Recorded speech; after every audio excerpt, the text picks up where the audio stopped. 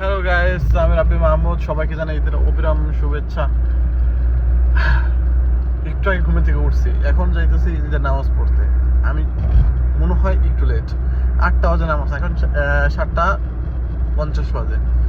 গাড়ি চালিয়ে আমার 20 কিলোমিটার যাইতে হবে। তো যাওয়া সম্ভব, দেখি নামাজ পাই কিনা। ইতালিতে যখন আপনি নামাজ পড়তে যাইবেন, ঈদের নামাজ, তখন দেখবেন যে কত দেশের কত মুসলিম মানুষ আসে এই জায়গায় নামাজ পড়তে। ঈদের নামাজ দেখলে মানে মনটা ফ্রেশ হয়ে যায়, মনটা অন্য একটা ভাব চলে আসে। ভাই, মুসলিম বিশ্বের এই একটাই শান্তির জিনিস যে আমাদের রং, আমাদের গঠন ভিন্ন হতে পারে, কিন্তু আমাদের মুসলমানদের লক্ষ্য একটাই। আর কত সুন্দর আমাদের ধর্মের। এখানেও ট্রাফিক পড়ছে। হ্যাঁ, এটা ট্রাফিক। এত ট্রাফিক কেন আজকে? সমস্যা কি? হয়তো বা ঈদের জন্য সবাই নামাজের জন্য দৌড়াইতেছে। তো অবশেষে মসজিদের কাছে চলে আসছে। মানুষে ভরপুর মানুষ হয়েছে।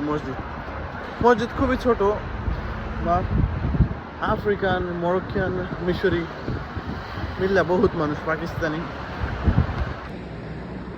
Islam ti fa vedere quanti sono musulmani attorno di te, quanti sono musulmani sulla strada giusta come te.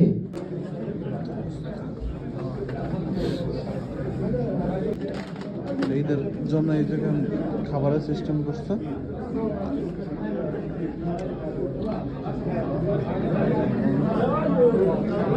আমাদের ঈদের নামাজ শেষ হলো, আলহামদুলিল্লাহ।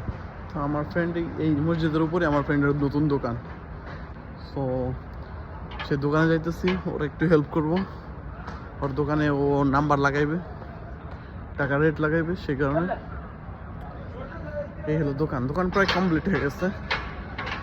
আপনাদের দেখাইতেছি, কতক্ষণ পর আসবে। আমার এক বড় ভাই নামাজ পড়ে আইছে। তো মরক্কান যে ইমাম আছে, ইমাম তার ঈদের সালামি দিছে। তো এই এক্সপিরিয়েন্সটা ভাই কত বছর ধরে বিদেশ করেন? আমি বিদেশ আছি 2009-তে বাইরেছি দেশেতে। এই পর্যন্ত আমি দেশেও দেখলাম যে ইমাম সাহেব আমার টাকা দিতে কি এবং ইয়া করতে কোনো সময় না, কিন্তু কাজ প্রথম, ঠিক আছে। তো আমি লইতাম চাইছিলাম না, 10 টাকা দিছে, 10 ইউরো অনেক কিছু দেওয়ার পরে আমি লইতে চাইছি না। এরপরে তো কোথাও দেখ পাথর লোক পরে আমি এই কথাতে মানে খুশি হয়ে পরে লইলাম। পরে আম্মু 5 টাকা দিয়ে দিচ্ছি। আমি দেখ তুই বড়, আমি ছোট, মাইন্ড করিস না, আমি 5 টাকা দিলাম। দেখছেন ধর্মটা কি? দেখছেন জীবনে ইয়েরা করবে, সবাই ঈদ মোবারক। দেখছেন, এটাই আমাদের মুসলিম ধর্মের বিশ্বের সকল মানুষের মনের আন্তরিকতা। এটা হলো আমাদের সবচেয়ে সুন্দর ধর্ম। ইনশাআল্লাহ সামনের বছর কি আমিও ব্যবসা নিয়ে দাঁড়াবো, ঠিক আছে ইনশাআল্লাহ। এরকম দেখা যায় করে বুঝলি, আজকে সুন্দর দেখা যায়, আমি আল্লাহ বরকত দিছে। আমার আজকে মানে তো এই হলো আমার ফ্রেন্ডের দোকান, পুরো সেন্টারের সাথে। আমার লাইফে দেখ ইমামের কাছ থেকে আমি কিন্তু কোনো সময় পাই না। দেখ আমি ইজিপ্টে থেকে আইছি, লিবিয়া থেকে আইছি, লিবিয়াও কিন্তু আমি ইমাম সাহেবের লগে ভালো একটা আমার ইয়ে আসিল, এই জন্য নামাজ কালাম করতাম, গিয়ে তারাবি পড়তাম, তে ভালো একটা ইয়ে আসিল। এফরিজ চলে না? চলে। আজকে মাল আইবো ভাই, বহুত মাল আইবো ভাই। আজকে একটু সময় দিন। আচ্ছা, সময় দিন না, হাইস্ট 1 ঘন্টা। তো এই তো দেখেন একটা জিনিস গড়তে সময় লাগে, কিন্তু একবার হয়ে গেলে হয়ে গেছে না। এই যে এটা কত, 1 মাস 1.5 মাস 3 মাস যেতেছে এই দোকানটা সবকিছু করতে। এই 2-3 থাক মাল বলতে পারলেই দোকান হয়ে গেছে।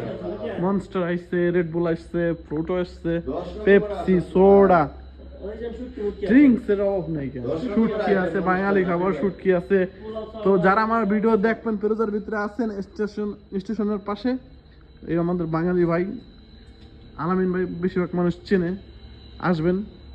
আরো মাছ 18 পদের মাছ আছে, 18 পদের মাছ, আর এগুলো বড় ডিবা, বড় মাছ, তেলাপিয়া, দেশি মাছ সব ফ্রিজ আছে 4টা, আরো ভরা দেবে ইনশাআল্লাহ। ওই জায়গাতে কাঁচামাল উঠবো, এই জায়গাতে ক্যাশ।